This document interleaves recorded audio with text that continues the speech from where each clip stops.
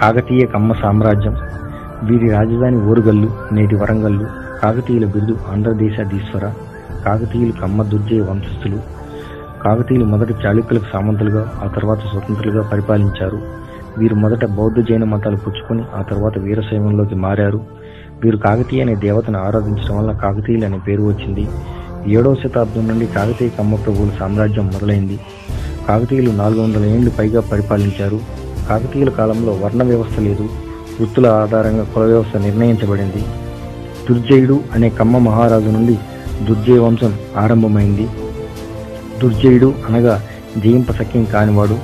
అందుకే కాకతీయుల పునాది గట్టిగా ఉండటం వల్ల వీరి పరిపాలన కొన్ని వందల సంవత్సరాలు వైభవంగా సాగింది.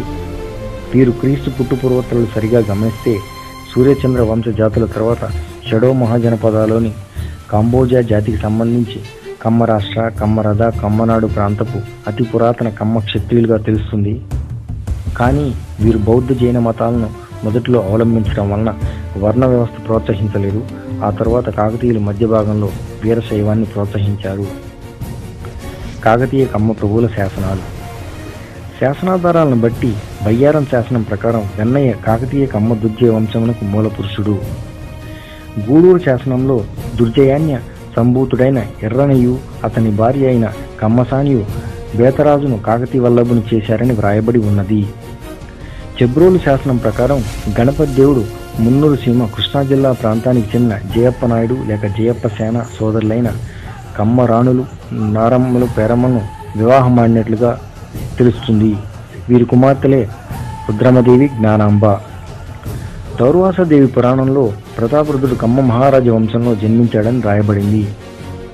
గవరపాడు శాసనంలో గణపతి దేవుడు తాము దుర్జయులమని, దుర్జయానే అనే వంశం మూలంగానే తమకు ఇంత కీర్తి ప్రతిష్టలు లభించాయని చెప్పబడింది. మాదాల గ్రామంలో సాగరేశ్వర గుడిలో క్రీస్తు శకం 1125లో వేయించిన శాసనంలో పిన్నమ నాయుడు దుర్జయ వంశస్థుడని, ఒల్లట్ల గోత్రికుడని చెప్పబడింది. అదే మాదాల గ్రామంలో సాగరేశ్వర గుడిలో క్రీస్తు శకం 1282లో వేయించిన శాసనంలో దేవినేని ఎర్రనాయుడు, కొమ్మినాయుడు, పొత్తినాయుడు వారు బుద్ధవర్మ వంశాంకరులైన దుర్జయ వంశస్థులని, ఒల్లట్ల గోత్రికులని చెప్పబడినది. రాణి రుద్రమ అంగరక్షకులైన ఎక్కినాయుడు, రుద్రనాయుడు, పినరుద్రనాయుడు, పొత్తినాయుడు దుర్జయ వంశస్థులైన వల్లిట్ల గోత్రికులని రావూరు పరిగణ చెబుతోంది. ప్రతాపరుద్రుడి దుర్గపాలకుడు మంత్రి గన్నమనాయుడు, గన్నసేన, యుగంధర్ లేక మాలిక్ మక్బల్ ఇతడు దుర్జయ వంశస్థుడైన విప్పర్ల గోత్రికుడుగా చెప్పబడుచున్నది. కాకతీయ కమ్మ ప్రభువుల్లో గొప్పవారు మొట్టమొదట కాకతీయ మూలపురుషుడు వెన్నయ్య నాయకుడు, ఆ తర్వాత రుద్రదేవుడు, గణపతి దేవుడు గొప్ప చక్రవర్తులు. కాకతీయుల్లో అతి ఎక్కువగా గణపతి దేవి చక్రవర్తి పాలన సాగింది.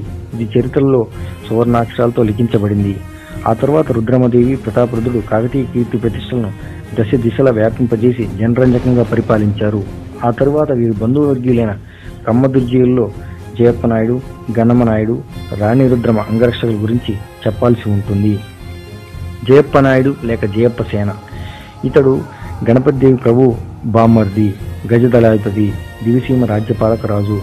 గణపతి దేవుడి సర్వ సైన్యాధ్యక్షుడు, యుద్ధవీరుడు, నాట్య కళాకారుడు. ఇతడు నృత్యరత్నావళి, గీతరత్నావళి అనే గ్రంథాలు రచించాడు. అవి నేడు తెలంగాణలో పేరిణి నృత్యంగా రూపాంతరం చెందాయి. గన్నమనాయుడు లేక గన్నసేన యుగంధర్ ఇతడు ప్రతాపరుద్రుడి మంత్రి. ప్రతాపరుద్రుడి పాలన తర్వాత ఢిల్లీ సుల్తాన్లు ఇతన్ని ఢిల్లీకి తీసుకువెళ్లి ఇతడు మంచి సాహస వీరుడైన కమ్మ యోధుడని పంజాబ్ రాజ్యాన్ని ఇచ్చి రాజుగా ప్రకటించి తన పేరును మాలిక్ మక్బల్గా మార్చుతారు. గన్నమనాయుడు ఎన్నో రాజ్యాలను జయించి మహావీరుడుగా చరిత్రలో నిలిచిపోతాడు.